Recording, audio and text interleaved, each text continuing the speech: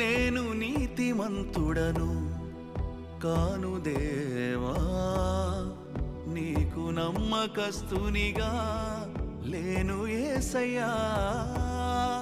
నేను నీతిమంతుడను కాను దేవా, నీకు నమ్మకస్తునిగా లేను యేసయ్యా.